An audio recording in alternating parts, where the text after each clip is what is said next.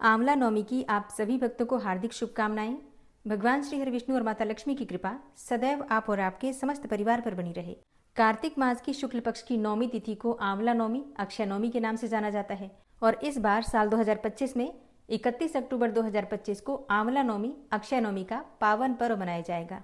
अक्षय का अर्थ होता है जिसका कभी क्षय न हो। तो आंवला नवमी के दिन हम जो भी कार्य करते हैं, मतलब जो भी शुभ या फिर अशुभ जो भी कार्य करते हैं, उसका फल हमें जन्म जन्मांतर तक प्राप्त होता है, क्योंकि उसका फल संचित हो जाता है हमारे कर्मों में। इसलिए प्रयास करना चाहिए कि अक्षय नवमी के दिन हमेशा शुभ कर्म करें। जितना हो सके पूजा पाठ कीजिए, मंत्रों का जप कीजिए। आज के दिन माता लक्ष्मी की कृपा की प्राप्ति के लिए आप कनक धारा स्तोत्र का पाठ करते हैं तो माता लक्ष्मी स्थायी रूप से आपके घर में वास करती हैं। आज आंवले का दान करना, आंवले का सेवन करना और आंवले की पूजा करना श्रेष्ठ माना जाता है। तो आज की वीडियो में आप जानेंगे कि आंवले के पौधे की पूजा किस प्रकार से करें, पूजा की संपूर्ण विधि क्या है, कौन कौन से उपाय आप कर सकते हैं आज के दिन, और आंवले के वृक्ष का पूजन करने का शुभ मुहूर्त क्या है। तो ये संपूर्ण जानकारी आपको आज की वीडियो में शेयर करूंगी, इसलिए बहुत महत्वपूर्ण है आज की वीडियो, पूरा जरूर देखिए। वीडियो अच्छी लगे तो लाइक भी जरूर कीजिएगा, क्योंकि आपके लाइक्स, आपके कमेंट्स मेरे लिए बहुत महत्वपूर्ण होते हैं। ये एकमात्र जरिया है जिनसे मुझे पता चलता है कि आपको ये वीडियो अच्छी लगती है और आपके लिए ये वीडियो उपयोगी है। तो अगर वीडियो अच्छी लगे तो लाइक तो जरूर ही किया कीजिए। तो सबसे पहले जानते हैं कि आंवला नवमी अर्थात अक्षय नवमी की तिथि कब प्रारंभ हो रही है, कब समाप्त हो रही है और पूजा करने का शुभ मुहूर्त क्या है। देखिए, कार्तिक मास की शुक्ल पक्ष की नवमी तिथि का प्रारंभ हो रहा है 30 अक्टूबर को सुबह 10:06 पर और नवमी तिथि का समापन 31 अक्टूबर को प्रातःकाल 10:03 पर होगा। अक्षय नवमी का पर्व मनाते हैं सूर्योदय कालीन तिथि के अनुसार। तो सूर्योदय काल में नवमी तिथि हमें प्राप्त होगी 31 अक्टूबर को, इसीलिए 31 अक्टूबर 2025 शुक्रवार को आंवला नवमी, अक्षय नवमी का पावन पर्व मनाया जाएगा। और इस दिन सूर्योदय काल का समय होगा सुबह 6:32 पर और सूर्यास्त का समय है शाम को 5:36 पर। ब्रह्म मुहूर्त में स्नान करना चाहिए, तो ब्रह्म मुहूर्त का समय है सुबह 4:49 से सुबह 5:41 तक। अमृत काल सुबह 8:19 से सुबह 9:56 तक रहेगा। अमृत काल में कोई भी शुभ कार्य करते हैं तो उसका फल हमें अमृत के समान प्राप्त होता है, मतलब जो भी शुभ कर्म करते हैं उसका फल जन्म जन्मांतर के लिए संचित हो जाता है। तो इस समय में पूजा पाठ, मंत्र जप इत्यादि करना श्रेष्ठ माना जाता है। बात करें अभिजीत मुहूर्त की, तो सुबह 11:42 से दोपहर 12:27 तक ये अभिजीत मुहूर्त का समय है। अभिजीत मुहूर्त में कोई भी शुभ कार्य करते हैं तो उसका फल हमें कई गुना होकर प्राप्त होता है। अक्षय नवमी के दिन पूरे दिन रवि योग रहेगा, जो कि अत्यंत ही श्रेष्ठ योग है। और इस दिन राहु काल का समय है सुबह 10:41 से दोपहर 12:04 तक।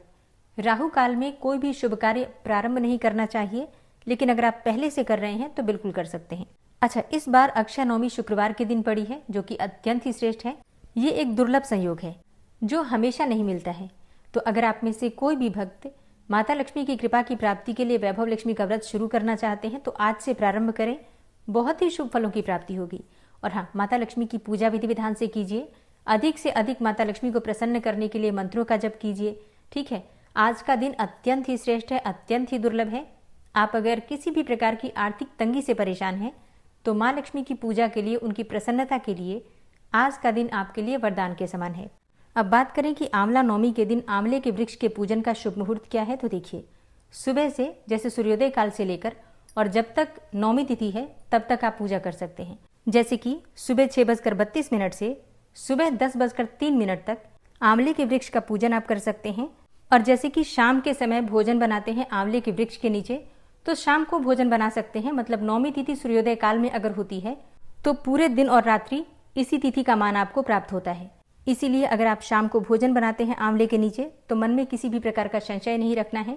विधि विधान से सुबह पूजा कर लीजिए और शाम के समय आंवले के वृक्ष के नीचे भोजन भी बना सकते हैं। ठीक है, और अब बात करते हैं कि आंवला नवमी के दिन आंवले की पूजा किस प्रकार से करें।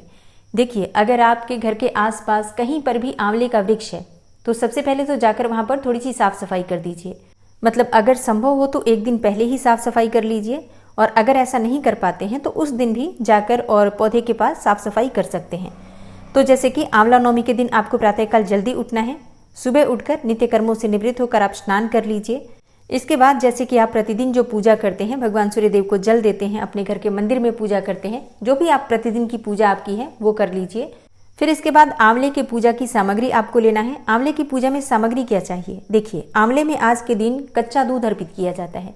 अगर आपको गाय का दूध मिल जाता है सर्वोत्तम है। अब गाय का दूध ना मिले तो क्या करें? ऐसे में आपके पास जो भी दूध उपलब्ध हो उसी का प्रयोग आप कर सकते हैं। बस इतना ध्यान रखिए कि दूध कच्चा होना चाहिए, उबला हुआ नहीं होना चाहिए। आपको क्या करना है, पहले एक पात्र ले लीजिए। आप कोई सा भी पात्र ले सकते हैं, चांदी का ले सकते हैं, पीतल का ले सकते हैं, स्टील का भी ले सकते हैं। तांबा मत लीजिएगा, तांबे में दूध का प्रयोग नहीं करते हैं। तो आपको पात्र में सबसे पहले गंगा जल डालना है, फिर आप थोड़ा सा दूध डाल दीजिए और ये दूध आपको आंवले की जड़ में अर्पित करना है। इसके बाद थोड़ा सा जल अर्पित कर दीजिए। और हाँ, अगर आप बहुत दूर जा रहे हैं, मतलब घर से दूर है आंवले का वृक्ष, तो ऐसे में आप चाहें तो जल और दूध एक साथ मिलाकर भी लेकर जा सकते हैं। मतलब अलग अलग पात्र ले जाना संभव ना हो तो एक ही पात्र में आप दोनों चीज़ें करके ले जा सकते हैं। लेकिन अगर आपके घर में पौधा है या फिर आप थोड़ी सी दूरी पर जा रहे हैं तो अलग अलग पात्र भी आप लेकर जा सकते हैं। और जब आप आंवले की पूजा करते हैं तो आपका मुख होना चाहिए पूर्व दिशा की तरफ। इसके बाद जैसे कि जल अर्पित करते हैं, दूध अर्पित करते हैं, फिर उसके बाद से धूप, दीप, अक्षत, पुष्प इत्यादि जो भी चीज़ें आपके पास उपलब्ध हैं, जैसे हम नॉर्मली पूजा करते हैं उसी प्रकार से पौधे की पूजा कर लीजिए। इसके बाद आंवले की परिक्रमा की जाती है। तो अपनी इच्छा के अनुसार, अपने समय के अनुसार आप चाहें तो 5 बार भी आंवले की परिक्रमा कर सकते हैं या फिर 11 बार, 9 बार भी कर सकते हैं। इसके अलावा आप चाहें तो 108 बार भी कर सकते हैं। मतलब परिक्रमा आपको कितनी बार करना है ये पूरी तरह से आपकी अपनी इच्छा पर निर्भर करता है।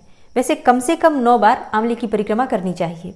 और जितनी बार भी आप आंवले की परिक्रमा करते हैं उतनी बार आपको कच्चा सूत लपेटना होता है। आप चाहें तो कच्चा धागा लेकर जा सकते हैं या फिर कलावा भी लेकर जा सकते हैं।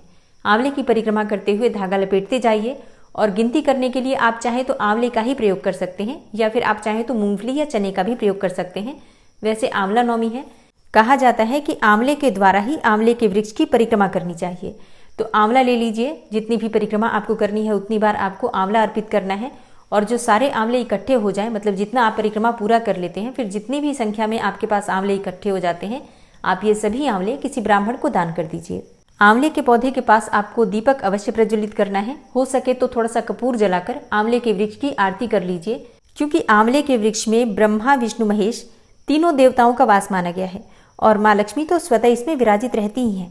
तो आंवले के पौधे के पास आपको शुद्ध घी का या तिल का एक दीपक भी प्रज्वलित करना है और अगर संभव हो तो कपूर से आरती भी कर लीजिए। और अगर आप घर में ही पूजा कर रहे हैं तब तो सारी सामग्री आपके पास, मतलब बहुत दूर लेकर जाना नहीं है, तो सारी सामग्री लेकर बैठ जाइए। हो सके तो राधा कृष्ण की मूर्ति या फिर फोटो है तो वो रख लीजिए और फिर विधि विधान से आराम से बैठकर परिवार सहित पूजन कीजिए।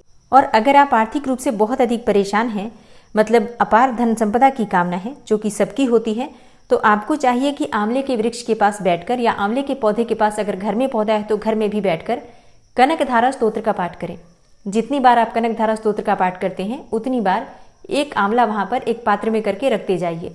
तो कम से कम 11 बार आपको कनकधारा स्तोत्र का पाठ अवश्य करना चाहिए और 11 आंवले अर्पित कर दीजिए और ये आंवले आपको किसी ब्राह्मण को दान करना है।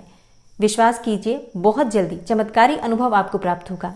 और जैसा कि शास्त्रों में कहा भी गया है कि आंवला नवमी एक ऐसा दिन है जिस दिन अगर आप कोई भी शुभ कर्म करते हैं तो उसका फल आपको जन्म जन्मांतर तक प्राप्त होगा। तो मतलब अब जो आप लक्ष्मी की आराधना करेंगे तो जन्म जन्मांतर तक आपको धन की कमी नहीं होगी। तो कर लीजिएगा, कोई इतना मुश्किल नहीं है कनकधारा स्तोत्र का पाठ करना।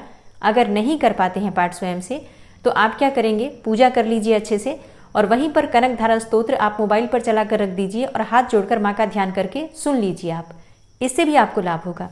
और कनकधारा स्तोत्र की वीडियो इस चैनल पर अपलोड है, आप सर्च करके देख सकते हैं।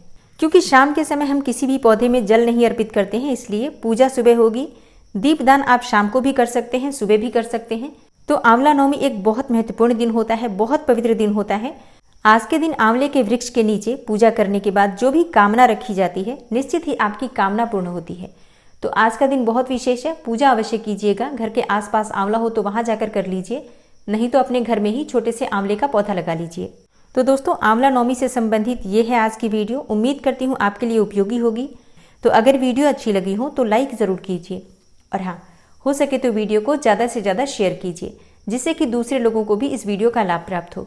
और अगर आप चैनल पर पहली बार आए हैं, अभी तक आपने चैनल को सब्सक्राइब नहीं किया है, तो आज की वीडियो अगर आपको अच्छी लगे तो चैनल को सब्सक्राइब करके बेल आइकन को जरूर प्रेस कर लीजिए। इससे ये होगा कि इस चैनल पर जो भी नई वीडियो अपलोड होंगी उनकी नोटिफिकेशन आपको सही समय पर प्राप्त होगी। मिलती हूँ मैं आपसे अगली वीडियो में, तब तक के लिए नमस्कार।